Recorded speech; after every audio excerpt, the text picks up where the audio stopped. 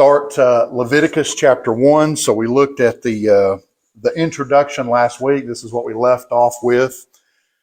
So you had these 5 major types of offerings, and we see what chapter. So tonight we're going to try to go through that and hopefully get a little bit further, because we're still a little bit behind, but we did make up a lot of ground last week, so we're in better shape than we were.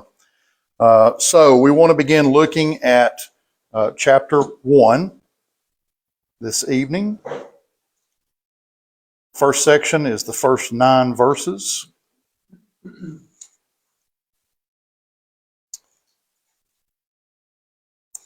And so as we looked at last week, we noticed that the first 7 chapters of Leviticus, again, we're hoping at least to get through that and hopefully a little bit more tonight. These first 7 chapters, they all deal with sacrifices. The sacrifices that are going to be offered to God. All those, that list of 5 different ones that we just looked at. The burnt offerings, the meal, or it's also called the meat offering, peace offerings, sin offerings, and trespass offerings. And so the first 7 chapters really talk about those kind of things. And so just kind of collectively, they are made, of course, to show complete dedication to God, complete commitment to God. And they represented, obviously, their animal sacrifice. There's a lot of death involved. And so what did they symbolize? The death of what? The sin, right, death of sin. Right? And just as Christ was sacrificed for our sins, these animals were sacrificed for theirs. The difference, as we noted, of course, the animals cannot permanently cleanse sins. The blood of Jesus, once you've been baptized into Christ, it continually cleanses our sins. And so we did notice that difference. Okay? So, all these offerings, these different types of offerings, they had to be made voluntarily. You know, people were doing this willingly. You're offering something against your will to God, then it's not much of an offering. So it had to be voluntary. And just generally speaking, the animal had to be without what? Without blemish, right? Don't give God your leftovers. Don't give God the lame animal that you didn't want anyway. The runt of the litter, as they say. You want to give God your best. Okay? And so Moses is told here in chapter 1 that these would be offered at the door of the tabernacle, where this would take place. And people would bring their offerings, and then the actual offering, the ceremony of it, that would be carried out by who? By Aaron and his sons, right? That was their job to do this. Okay, and so that Aaron and his sons at the altar of burnt offerings, that's where this would be done. Where was that located again? Yeah, it's not in the tabernacle, so what's that place called? The courtyard, yeah, the outer courtyard, right, or the outer court. So that's where that would be, and that's where the sacrifices would take place. And so this first section, these first 9 verses, deals with the details involved in offering a bull for sacrifice. Okay. Now, as we said last week, you know, we can go through a lot of Leviticus a lot quicker than we went through Exodus, because you have a ton of details in here about how these sacrifices are to be made. But are we under this system anymore? No, we don't offer animal sacrifices anymore, right? So since we don't observe this anymore, I don't think it's necessary that we memorize all these intricate details that we see in the book of Leviticus. But who would need to know those? Yeah, so Moses would need to know it. Aaron and his sons would need to know it, right? And so the idea for us, again, is we want to know how detailed God is. Okay, but we wouldn't have to know all the details, but it demonstrates the exactness of God. That when God says, I want this done and I want it done in this way, He's not playing around. He's not joking. He is serious, and this is the way it has to be done if we want to be pleasing unto God. Okay? And so, did God know that our generation would be reading this? Of course He did, right? Did God know that we're no longer under this system? Of course he did. Okay? So why put it all in there? Well, because again, God wants us to see how exact he is, even though we don't have to do all these details anymore. But there's a lot to be learned from this, even though we don't have to observe these sacrifices. We don't have to live under this system. But for us, as we said, we keep emphasizing it. God wants worship done the way he wants it done. Okay? We're not allowed to change anything or alter. We're not allowed to add or subtract. We need to do what God tells us to do. And so that fact was true for them, and it's true for us. Okay? And so a lot of these details are recorded that we don't necessarily have to memorize, but it's important to know why God put them in there. Of course, for them, they needed to do that. All right, so as we said, these first verses talking about the burnt offerings, talking about with bulls. And then we move to verses 10 through 13. And we're still talking about burnt offerings here. But in these verses, it talks about the details of if you were going to offer a sheep or a goat. Okay, so the first 9 verses, it's talking about offering a bull, and it gives you detailed instructions about that. Then it shifts over to sheep or goats. Okay, so who would that be allowed for? Who could offer a sheep or a goat, do you think, instead of a bull? Those who couldn't afford the bull. Yeah, exactly. People that maybe were less prosperous. A bull was a much more expensive animal. Maybe everybody couldn't afford that. So God takes that into account. Says for those that are maybe less prosperous, you can offer a sheep or a goat, and that would be acceptable. And we see the details in here. God says, if you do it, this is the way I want it done. Okay. Then we go on in verses 14 through 17. Still talking about burnt offerings. But now here God gives us the details of offering fowls, birds or turtle doves or pigeons. Okay, so if you're going to offer fowls or turtle doves or pigeons, here's how God wants that done. And so you see the details about how to do that. So who would that be for? That's for the poorest people. Okay, those you could buy those in the marketplace very, very cheaply, even in the days of the temple, and so those were very inexpensive. So this would have been for the poorest people, so that they could offer something as well. So not everybody had to offer a bull. And so when we think about the offering today, for us that we see, in 1 Corinthians 16 verses 1 and 2, where we're told about that we are to give an offering as well. We don't sacrifice animals. We don't do the burnt offerings. But the offerings that we give, does it allow, like God did here, does it allow for differences in income? Yes, right? So in the Old Testament, under this system, they were allowed differences here, but generally speaking, they had something called a tithe, which was what? 10%, offer a tenth. That went all the way back to Genesis. Jacob talked about this in the book of Genesis, okay? All through the Pentateuch, we see this. Exodus, Leviticus, Numbers, Deuteronomy talks about tithing, okay, giving that 10%. Now, are we required to do that today? No, because we're not under that system anymore. And yet, you still hear a lot of the religious world will talk about it. And I've heard quite a few people in the Lord's church will I've got to make sure I give my tithe this week. We don't tithe. Hey, that was under the Jewish system. We're not commanded to tithe. So if we look there in 1 Corinthians, what did Jesus say? What's the rule for us? As you prosper. Yeah, as you've been prospered. So what does that mean?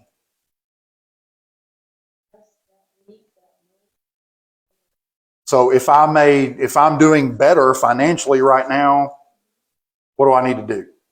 I need to give more, right? Maybe I need to give 15 or 20%. Maybe I should give more, right? What if I'm on really hard times right now? Then God would allow me to give less, right? I'm not. So that's what Jesus, again, it allows for this gift. So everybody doesn't have to give the same amount of money. Yes.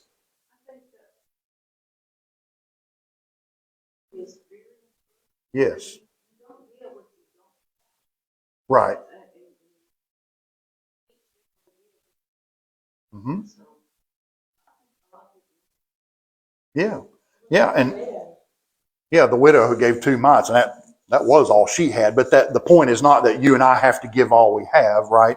But yeah, give cheerfully, not grudgingly. We don't, well, I guess I got to give money to God, you know. I mean, it's whose money is it really anyway? His anyway. Everything I have is His. He's just let me use it temporarily. So give cheerfully. I think yes, it's a very important point. We have to have the right attitude, just like any worship that's offered to God. It needs to be done with the right attitude. If I go to church, I come to worship service because I know it's a command of God, but I don't really want to be there. I'm just doing it because God makes me go. Well, is that pleasing to God? Of course not, right? I need to want to go. God wants me to want to be here.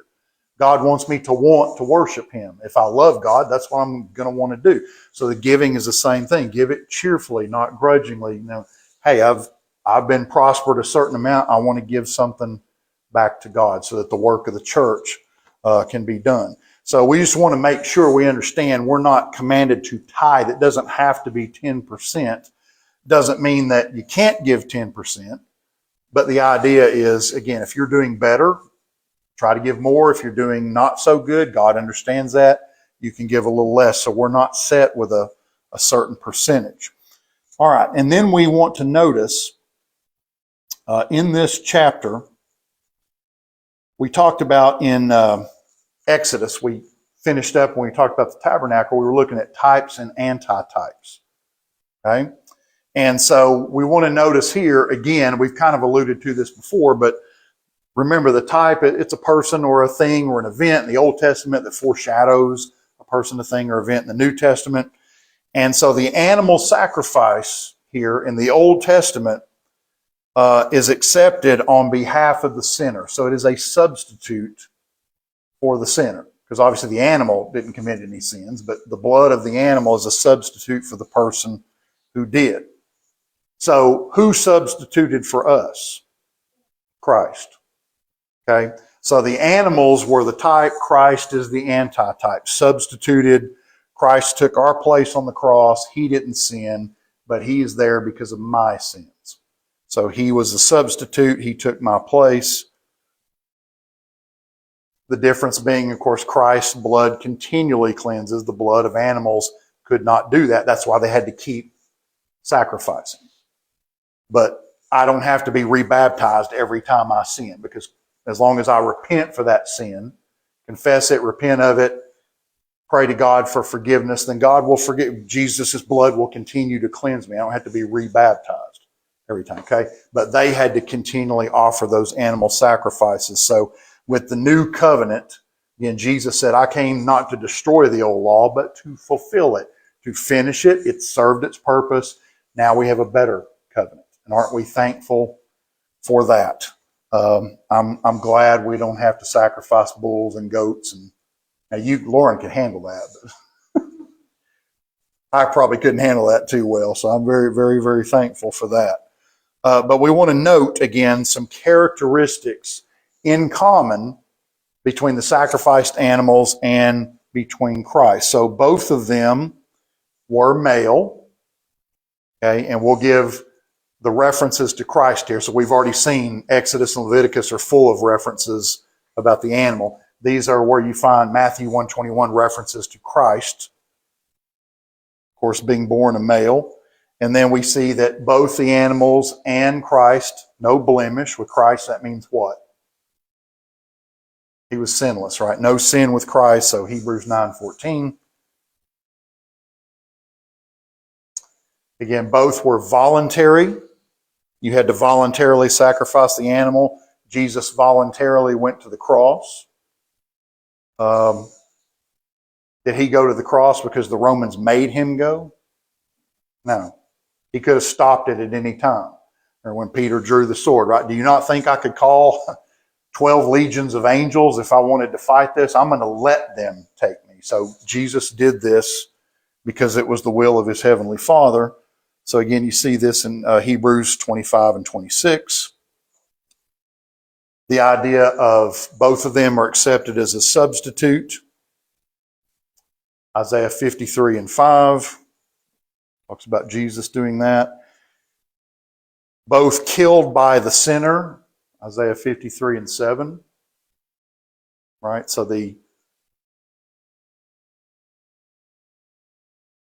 meant to point that out at the beginning of the chapter. Just notice that, let's see, verse 5 in chapter 1, it says, and he shall kill the bullock before the Lord. So the person that brought the sacrifice had to actually kill the animal. And then Aaron and his sons would burn it and do the ceremony. But the person offering the animal had to actually kill it. So the innocent killed by the guilty. Was that true with Christ? Obviously, right? He's sinless, and so, but he's killed by sinners. And in a sense, not just by the Romans or not just by the Pharisees, but who else's sins killed Christ? Ours too, everybody's. Right? So in a way, we killed Christ as well. And every time we sin, it's like we are crucifying him again. Okay, so the innocent killed by the sinner. And then it talks about the blood being sprinkled, of course. 1 Peter 1 and verse 2, you have that reference of Christ, blood sprinkled. So all the things that the type and the antitype, the animals and Christ had in common.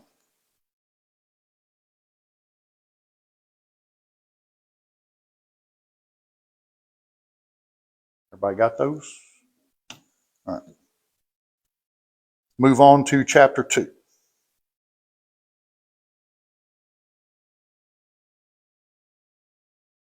Okay, so in chapter 2, so chapter 1 talks about the burnt offering. Chapter 2 talks about the meal, or otherwise known as the meat offering. You'll see both of those terms. And this was designed to show gratitude to God for the blessings that he had provided for the Israelites. Okay, and so again, you see a lot of details here on how to do this. And it went so far as God gave instructions distinguishing it based on how you cooked it. Okay, so that's how detailed God gets about this. Between either it was uncooked or it was cooked. You could do either. There were different instructions for that. If you cooked it, did you cook it in an oven? Did you bake it in a pan? Did you cook it in a frying pan? You have all those distinctions. If you cooked it this way, then do this. If you cooked it this way, then do that. You know, again, God being very specific, very exact. I want things done a certain way. Okay, so you see all those details. Obviously, we're not going to get into all those.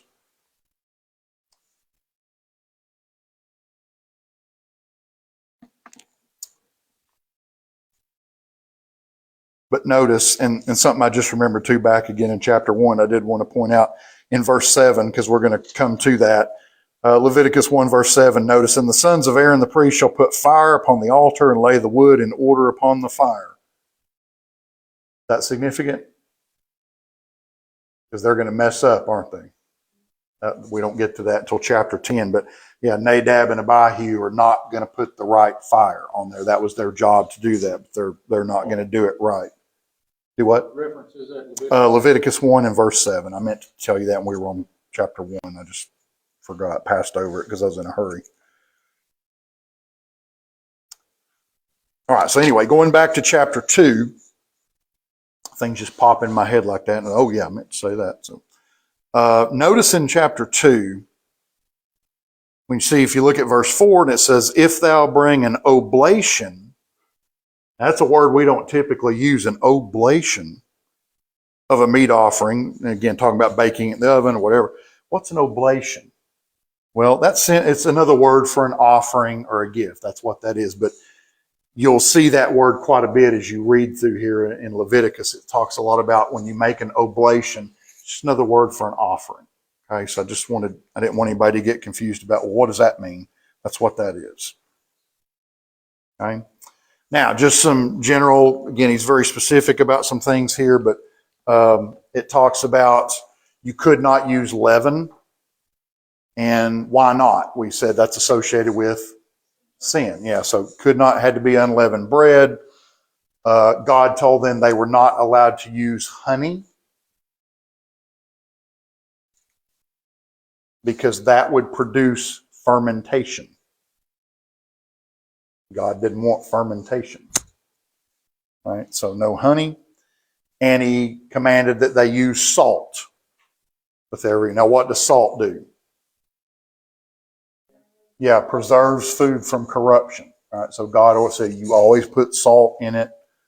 And so we know if we look at Matthew 5 and 13, does that have any relationship to us as Christians? Yeah. Ye are the salt of the earth, but if the salt have lost his savor, wherewith shall it be salted? It is thenceforth good for nothing, but to be cast out and be trodden under foot of men. So we are to be the salt. What does that mean? Salt preserves. What are we trying to preserve? Yeah, trying to help sinners become saved people rather than lost people. Preserve people from a corrupt world, right? So we are to be the salt. So anyway, so he gives all these details about this and says that part of it was to be burned. Part of the meat offering was to be burned. And then he also said that Aaron and his sons were allowed to eat the rest of it, what was not burned. But nobody else could eat it. And as we'll see later, there's certain things that their families could eat, but not this. Only Aaron and his sons were allowed to eat what was not burnt.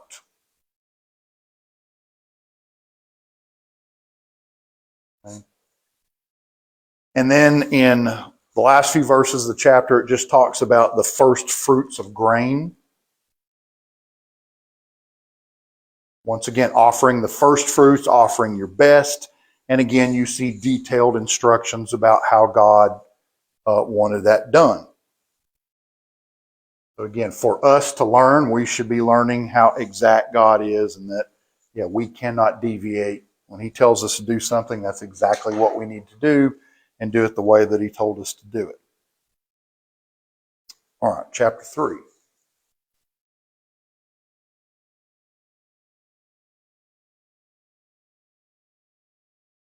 And once again, as always, if y'all ever need me to repeat something, just holler out. I know I'm going fast, but I'll be glad to repeat anything if you need it.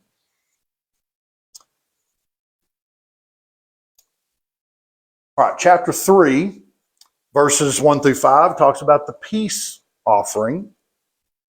So we've had the burnt offering, the meat or meal offering. Now we have the peace offering, the third of the 5. And this was done to celebrate fellowship with God. That was the purpose. And so again, you get detailed instructions about the offering coming from the herd. And this one could be male or female. And of course, without what? Without blemish, right? But you could use male or female on this one. Okay.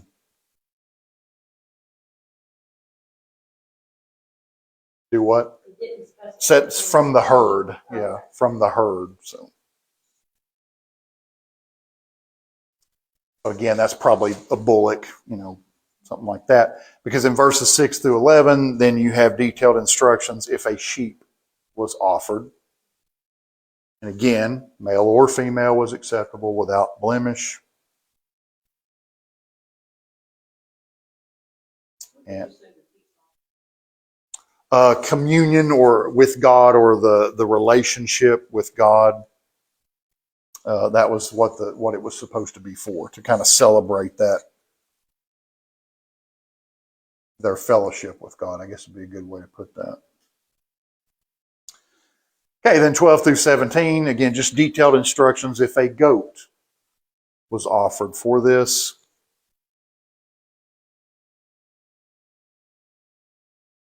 Again, taking into account different financial situations. And then at the very end of the chapter, it concludes with a prohibition for the priest and the worshipers against eating blood or fat. Again, we saw that earlier in Exodus, and so God reiterates that. Again, do not eat blood or fat because those were vital parts of the sacrifice.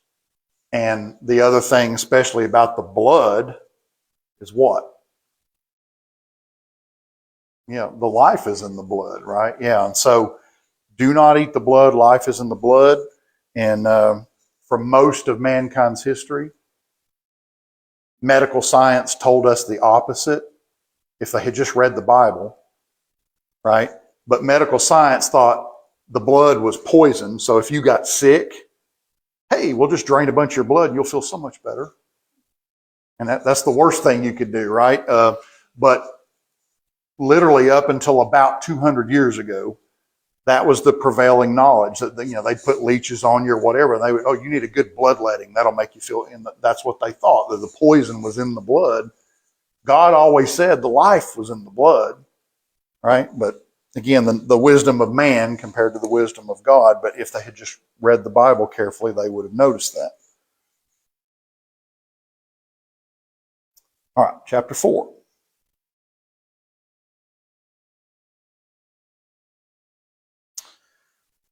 So in chapter 4, now it talks about the fourth type of offering, the sin offering.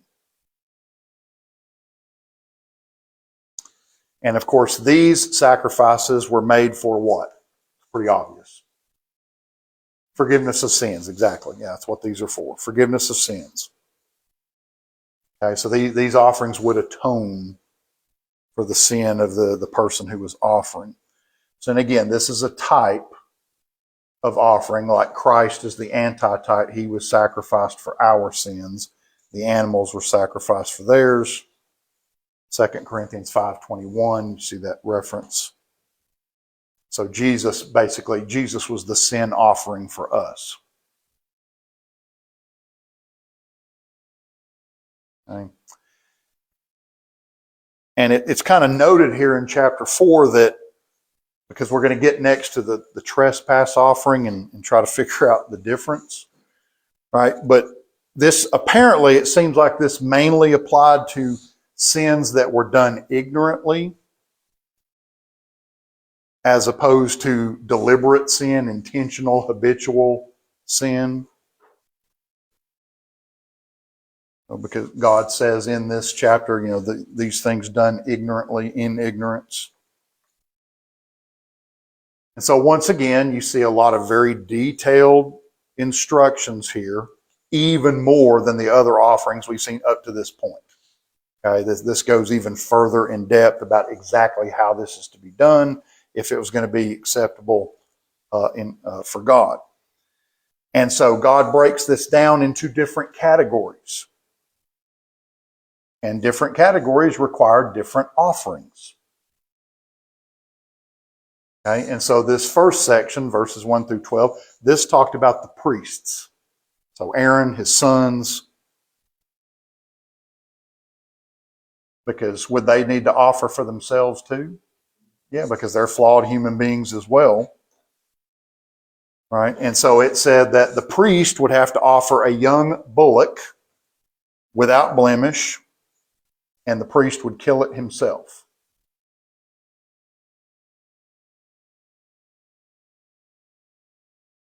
Okay? So that's really kind of what you see in this first section. Instructions for the priest, the sin offerings for the priest to have the forgiveness of sins for Aaron, for his sons. Then, in verses 13 through 21, this deals with when the whole congregation sins. Like when they all did the golden calf and they were, So when the whole congregation sins against God, like with the priest, the congregation will offer a young bullock. Priest will offer. The congregation will offer a young bullock. And then the elders and the priest, it describes different roles that they have. But it says here, in this case, the animal would be killed by the elders. Okay? So for the priest, if it's for him, he's got to kill it himself. For the whole congregation, the elders would kill the animal. Again, you've got some detailed instructions there. Verses 22 through 26 deals with when rulers sin. Like, say, if Moses did something, or maybe Joshua, some of the leaders. And it said that person would have to offer a male kid, which that's not our children, but what is that? Goat. Yeah, a goat, Baby right. goat. Yeah, baby goat, right? A male kid or a goat, again, without blemish. And in this case, the sinner, who was one of the rulers, he would kill the animal himself, and then the priest would make atonement for him. Mm-hmm. Yeah, so the sinner would kill the animal himself, and then the priest would make atonement for him. He would do the offering.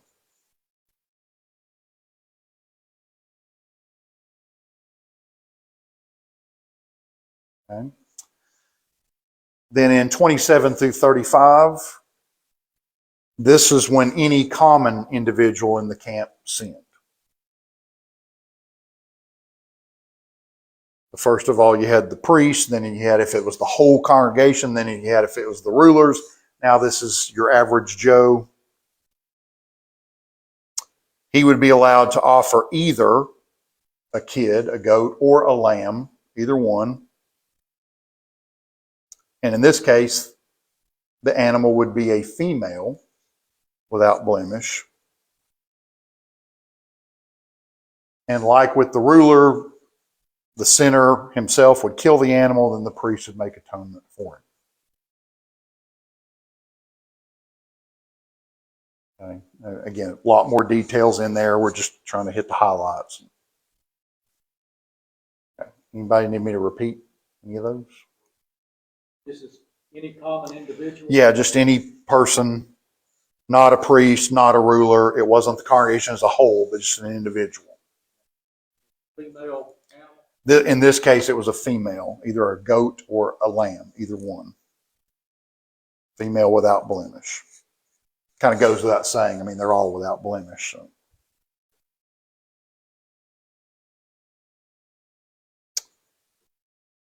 All right, that brings us to chapter 5.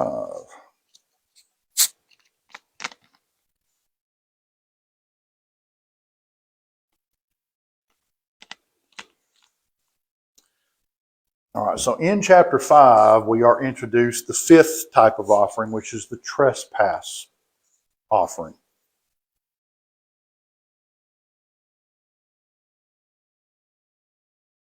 Now, the question becomes, what's the difference between a sin offering and a trespass offering? That's a really good question.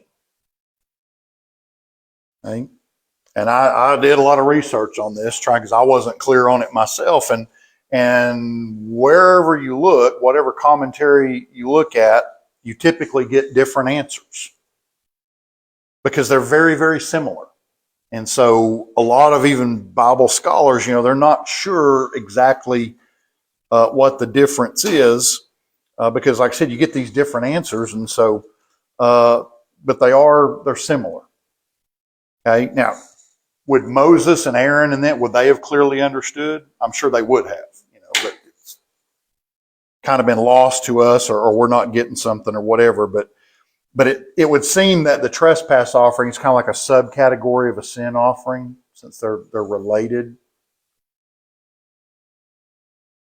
And again, if you read through here, what you get out of it is it would seem that this more refers to specific sins that hurt other people. That seems to be the focus of a trespass. You're trespassing against someone else.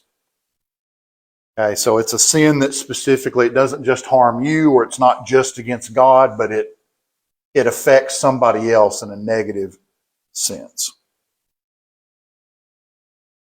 Okay? And something else you notice when you read through here is due to that nature of it, then restitution is required. Like you've got to make it up to that person. You did something that was not good for them, and you got to make up for it.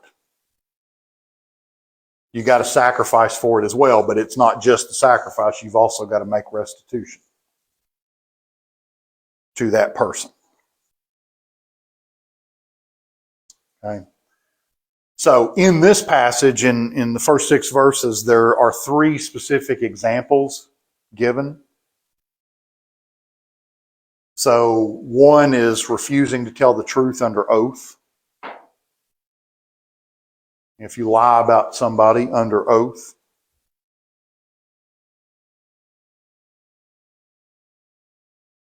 The second example, if you contact something that's unclean, because that could affect a lot of people. And then the third one is you fail to fulfill a vow. In other words, you don't keep a promise that you made to somebody. Well, come on. I mean, that's not a big deal, is it? It is to God. You fail to keep a promise that you made to someone. Yeah, it's a big deal to God. Well, but what if I'm just not sure if I can keep the promise? Then don't make it. Yeah, it's not that hard, right? Just don't promise somebody you're going to do something unless you're pretty positive you can get it done. Just maybe I'll try to do that for you if I can. I'm not sure if I can, but I'll try. Well, that's different than mark it down, baby. I'm going to do it for you. And then you don't do what? That's a conditional statement. Right. You're leaving yourself a way out. Like, I'm going to try to do it, but I'm not sure if I can. But you tell somebody you're going to do something, you better make it happen. You need to do it. God takes those kind of things very seriously. And does God fulfill his promises to us? Yeah. What kind of a God would he be if he didn't? Right? So I don't want him backing out on his promises to me. Well, I don't need to back out on my promises to anyone else either. So God, a lot of people on earth don't seem to take that very seriously, but he does. So it's one of the examples that he lists here of something that would need a trespass offering. And so what you had to do in each case, the sinner would confess their transgression, their trespass against whoever, and they would bring a female lamb or kid for their atonement. So you've got to make an animal sacrifice, but again, that's not all.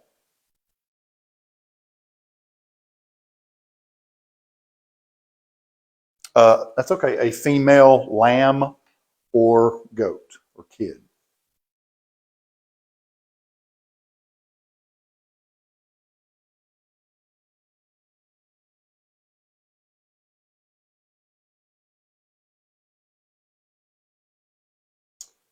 Okay, then in verses 7 through 13, again, it makes allowances for, well, what if somebody's too poor?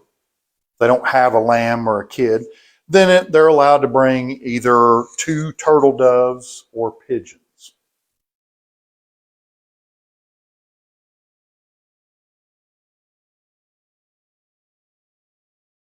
Isn't that what Mary sacrificed?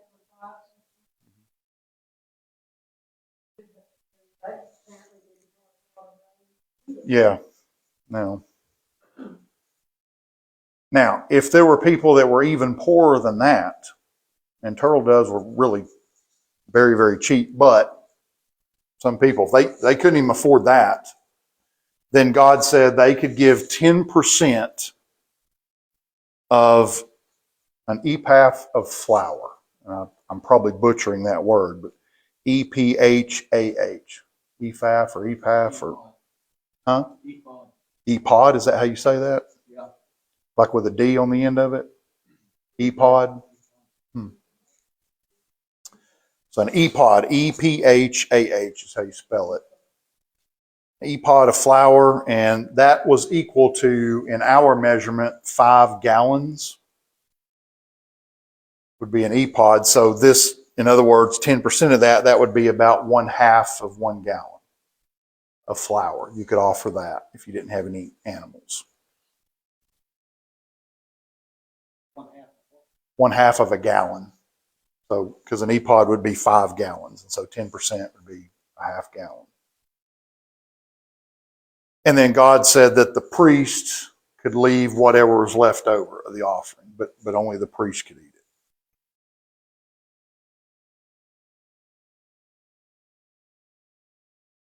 Only the priest could eat anything left over from the offering.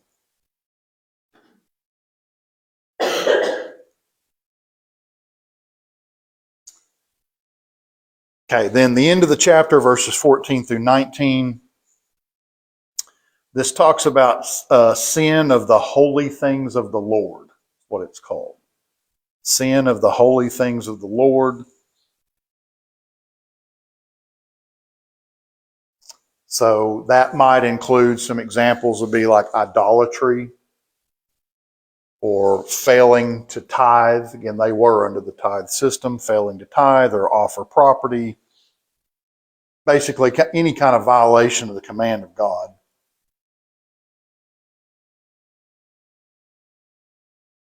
And that required a ram without blemish.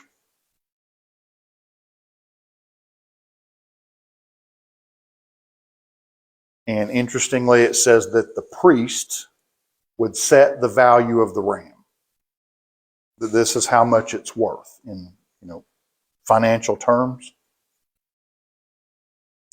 And then God instructed, so whatever the priest said, if however much that ram is worth, then a 20% penalty had to be paid on top of that.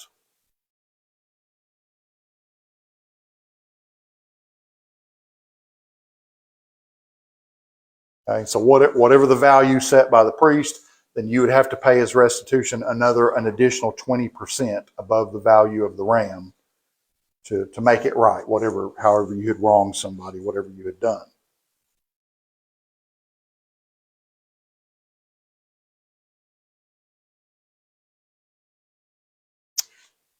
All right, chapter 6.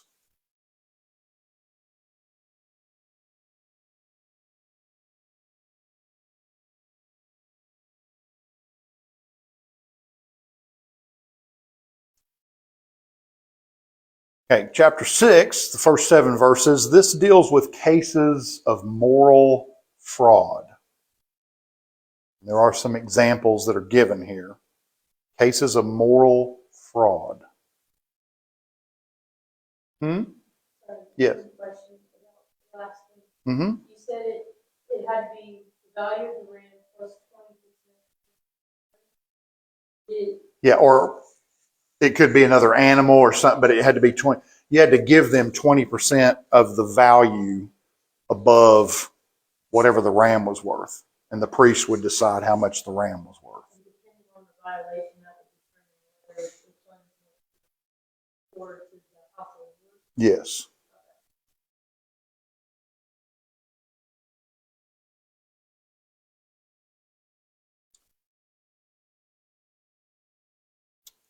All right, so cases of moral fraud, and there's some examples given here. So one would be if you lied about something that had been entrusted to you. You'd borrowed something from somebody and then you lost it. And, well, I didn't lose it, But you lied about something that was entrusted to you, or you lied about a partnership, like an agreement you had with somebody.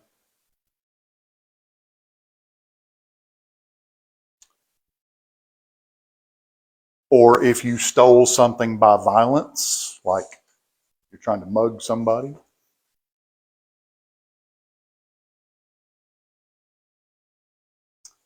Or if you found a lost item and then lied about it, like said, "Well, I didn't find that. I didn't know that was yours," or whatever. Lying about finding a lost item. So those are some of the examples that are given here. So again, the sinner has to restore what they had taken and add that 20% penalty on top of whatever it was worth.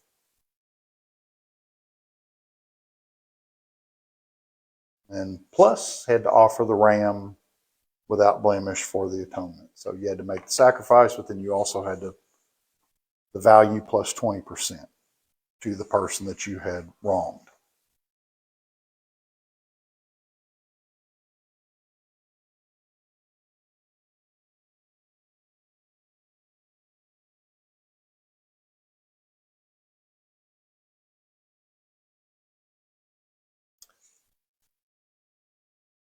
Okay, so once you get to verse 8, we're kind of in the final part of the first section of the book. It's really kind of from this point to the end of chapter 7. You starting here into the end of chapter 7, you deal with the instructions given to the priests about their role in all these sacrifices that we've been talking about. What was their job? How were they supposed to do it?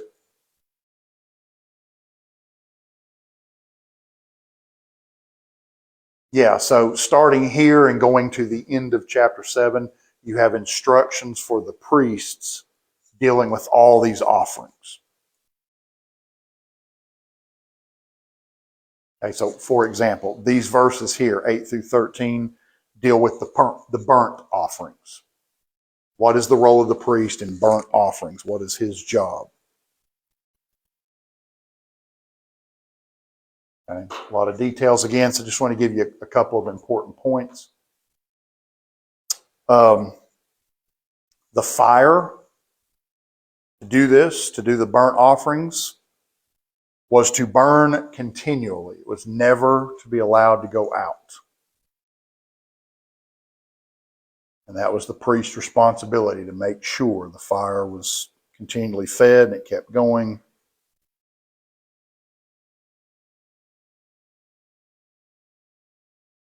Okay, and in a way, maybe symbolic of Jesus. Again, his blood continually cleanses us. That never stops. It never quits. It never goes out.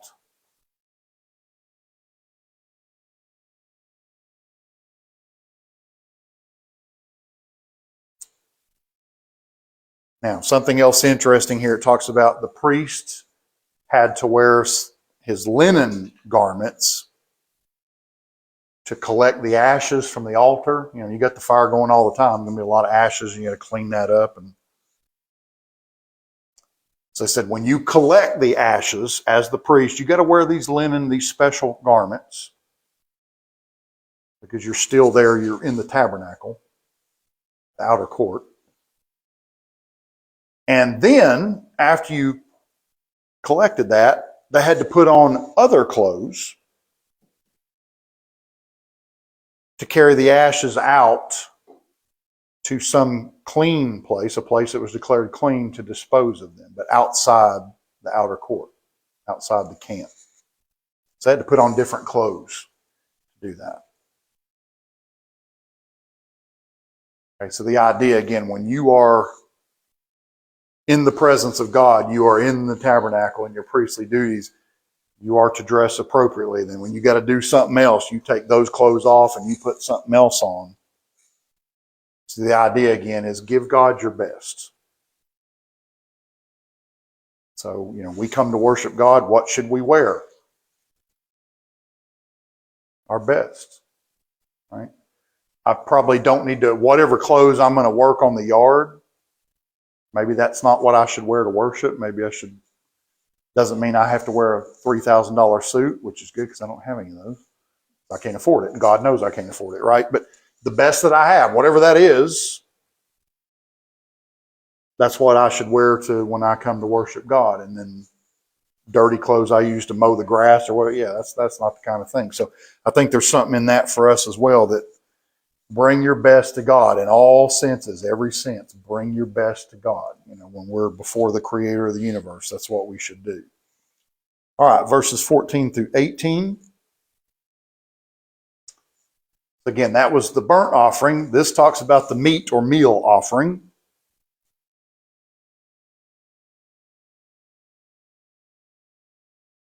So some of that is going to be, you know, sprinkled on the altar, and the rest of it was to be eaten by Aaron and his sons.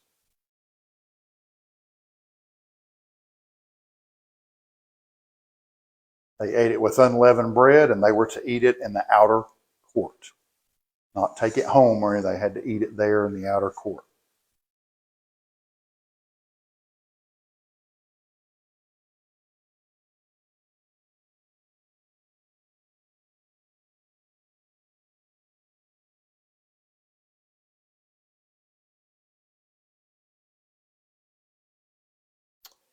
Okay, then 19 through 23 talks about the consecration of the priest.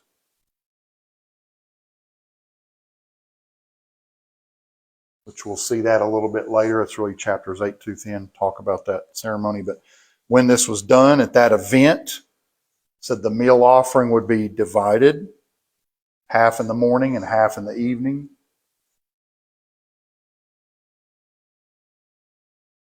And it was to be completely consumed, eaten, nothing to be left. And so that chapters 8 through 10 will already talk about that ceremony, the consecration of the priest. But God says here, in that event, this is how that's to be done. Or did I say completely eaten? I'm sorry, completely consumed. What I meant was like burnt up. Nothing was supposed to be eaten. I think I just said that wrong. Yeah. Completely consumed, burned up, nothing should be left to be eaten.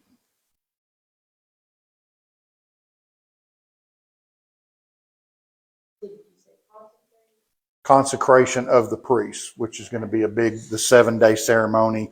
We saw that in Exodus, but in chapters 8 through 10, we'll actually see that take place, where Aaron and his sons are installed as priests. So God is saying, when that happens, here's what you do. Okay, then verses 24 through 30 talk about the sin offering. And whichever priest offered it was to eat it in the outer court.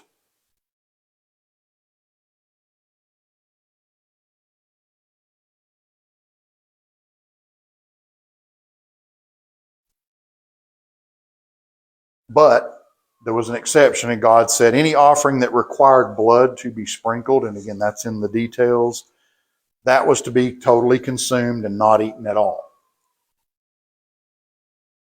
But if it didn't require blood to be sprinkled, then the priest was supposed to eat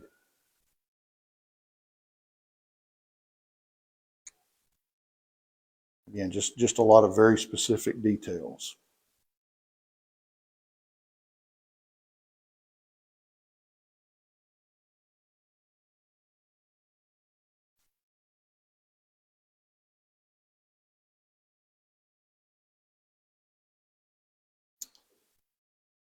All right, chapter 7.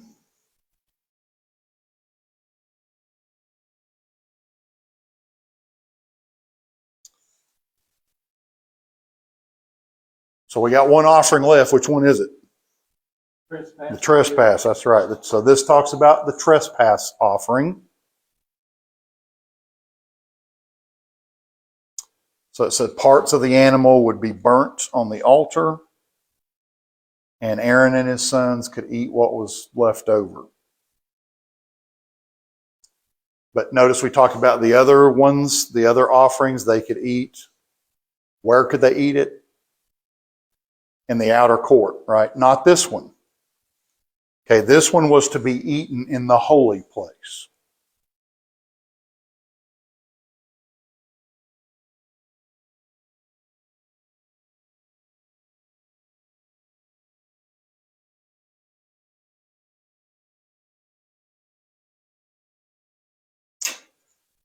Then 11 through 21 talks about the peace offering.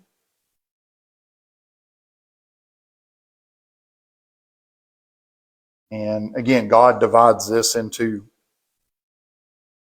basically like 2 different categories. So if it was for Thanksgiving, then it had to be eaten the day it was offered. So it was supposed to be eaten. Okay, so if it's a peace offering for Thanksgiving, eat it the day it's offered. The other was known as a vow and voluntary offering. That was a subcategory of the peace offering. That had to be eaten within 2 days. Vow, yeah, V-O-W, vow. Vow and voluntary offering, which is a type of peace offering. Had to be eaten within 2 days. On the 3rd day, whatever's left is supposed to be burnt. And God said if anybody ate it on the 3rd day or later, God called that an abomination. And he said, you will drive that person from the camp. Anybody that would do that.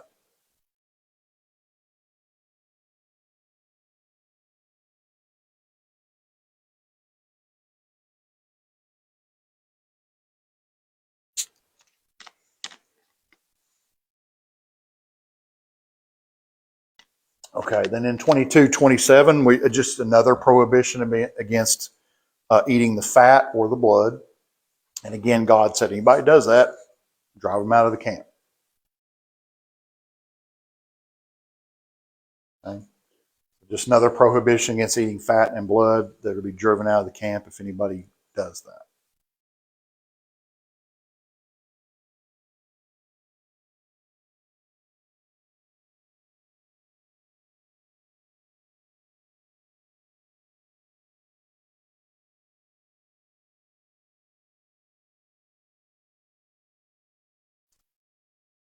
Then to close out the chapter, you have something called the wave and heave offering. Goes under the piece, a type of that, another category. The wave, like wave and heave offering.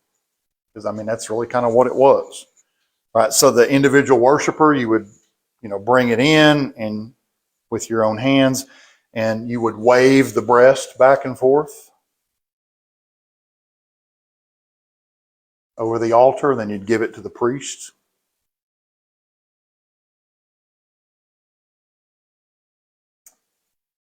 That would be the breast of the animal. Then you would take the right shoulder and you would heave it, in other words, raise it up. And then you give that to the priest.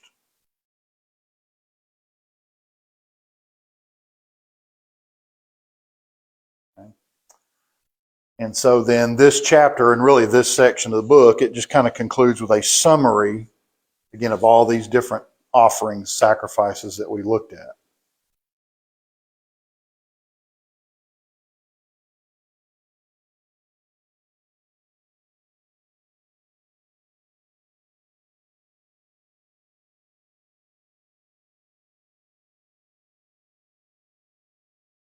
Let's see if I think we can get 8 and 9 done in just a few more minutes. These are pretty short. We can go through these quick. And we'll call it a night. We'll still be a little behind, but not far. All right, chapter 8. So as we said, chapters 8 through 10 are really talking about the establishment of the priesthood, the Levitical priesthood. So at this point, the tabernacle has been constructed, completed. We saw that at the end of Exodus. Now, as we just saw the first 7 chapters, the instructions for all the offerings, the sacrifices, all those have been given. So God has told them, here's what you got to do.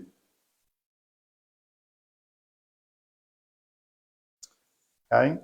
And so now what we're going to see again in these next 3 chapters, try to do 2 of them tonight, and Lord willing, start with chapter 10 next week, but you're going to see the consecration of the priests. Okay? The beginning of the priesthood. So that once that's done, then the tabernacle worship can begin.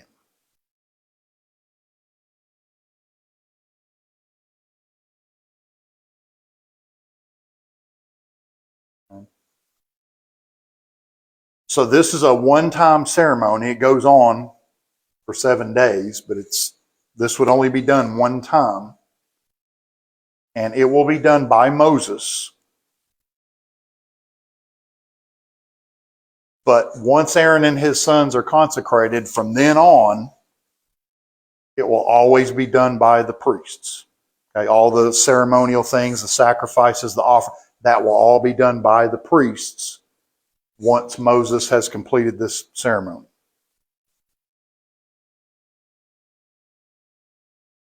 Okay? And so we saw in Exodus where God said, Aaron, his sons, and then who after them? All their descendants, right? All from the tribe of Levi. They will be the priests, and that will last until Christ dies on the cross, right? Okay.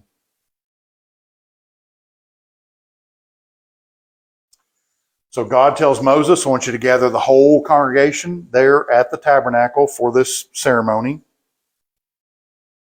And we actually saw it described in Exodus chapter 29. That's the first time we saw where God told Moses about this ceremony. Now they're actually going to have the ceremony. Okay, so God's already given Moses the instructions, but this is where it actually takes place. Exodus chapter 29. It's the first time we read about this ceremony consecrating the priest. So, but now it actually takes place. Now you actually have the ceremony. But God's already told Moses about it. So in this first section, verses 1 through 13, we see the consecration of Aaron. Because, of course, he's going to be not just the priest, but the high priest. Right? And then his sons will be the priests. So Aaron is consecrated first, which makes sense. So that would include, of course, putting on got to be washed and cleansed, putting on the priestly garments. And if you might remember when we talked about the instructions, then God said that Moses was to anoint what? Well, yeah, that too. Maybe a better question is, what is he not to anoint? Right? He anoints everything. The tabernacle, the furniture, Aaron and his sons, anointing with oil. God says you anoint everything. Okay, so anoint the tabernacle, the furniture, in that order, and then you anoint Aaron with this oil. And we said a special oil. God gave the recipe, and that was the only time they could use. So Aaron goes first, and then his 4 sons, which were who again? That's correct, right? Nadab, Abihu, Eleazar, and Ithamar. So then they will all be consecrated.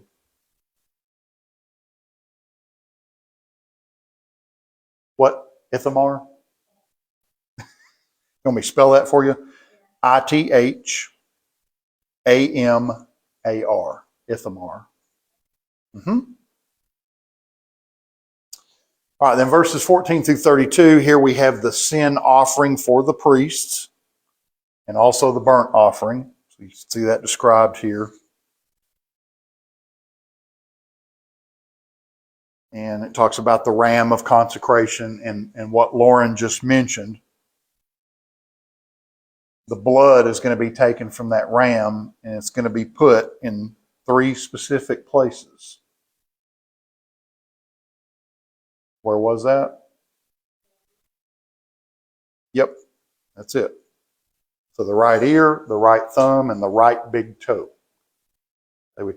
Moses would take that blood and put it in those 3 places. Again, listen to the word of God, act according to the word of God, walk in his steps.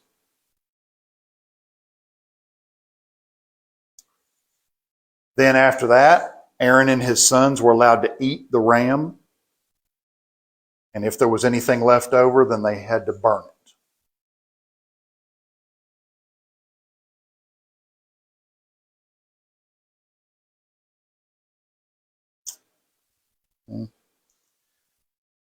Then at the end, again, we said these sacrifices were repeated for 7 days.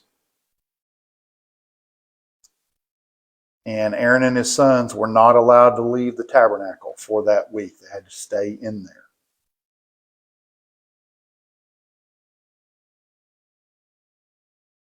there. Again, a lot of details in the instructions in there. And we are told repeatedly in this chapter that they did, quote, as the Lord commanded, end quote. Okay, so whatever God told them to do, apparently they fulfilled it exactly the way God told them to do it.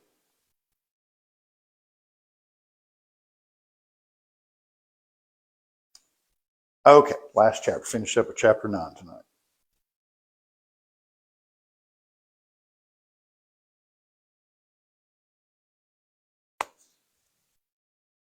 Thank you all for your patience. Y'all are so awesome.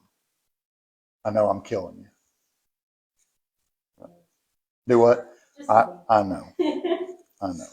Been there, done that, so I know exactly what you're going through. I took classes, some of my hands were throbbing when I got out. So I know so much information, but really, I really have tried to narrow it down for you. It probably doesn't seem like it, but I really have tried to do that.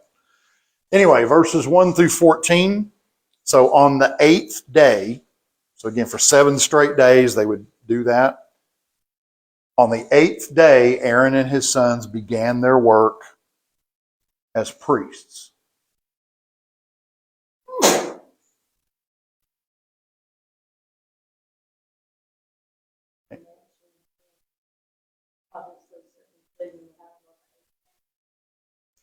Not that I know of, but could be.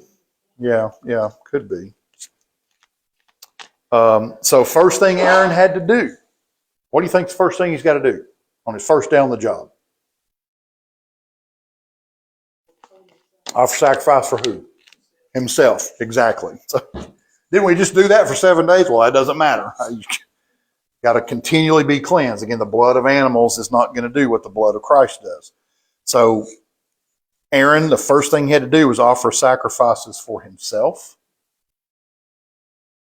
So he did a sin offering and then a burnt offering for himself, for his own sins.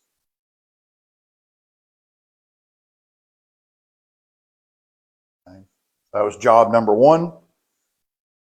Then in verses 15 through 22, he did a sin offering, a burnt offering, and a peace offering for all the Israelites, for the whole congregation.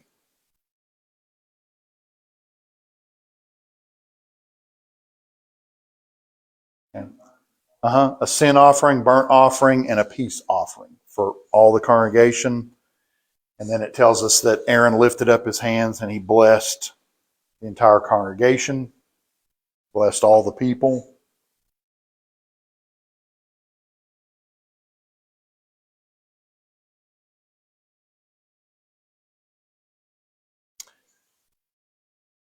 And then in verses 23 and 24, Moses leads Aaron into the tabernacle for the first time as a fully consecrated and anointed priest. So obviously he was in there for the ceremony, but it's the first time everything's been complete. No, into the holy place, into the tabernacle. Okay, and then we're told that the glory of the Lord appeared as a fire and completely consumed the burnt offering. And then the people fell on their faces in reverence to God.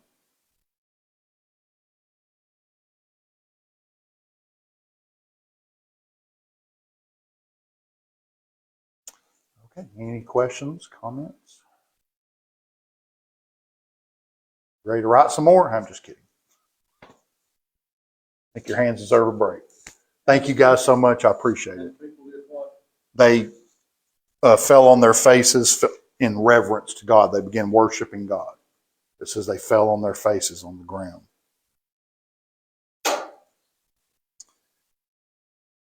Hey, we only got 2 weeks left. So Lord willing, next week we'll start off with Nadab and Abihu and the little teeny tiny mistake that they make. And I'm sure if BJ was here, she would remind us that in 2 weeks, the last week of the class, is tradition to do what? Eat, right. So y'all can be planning what kind of food you'd like to bring. We will do that. You're going to be out of town. Yes, and I'm looking forward to that too, and I'll look today, and I'm gonna be, Well, you just need to stay in town. I have eggs on the back table. Oh, yeah. Would you like some?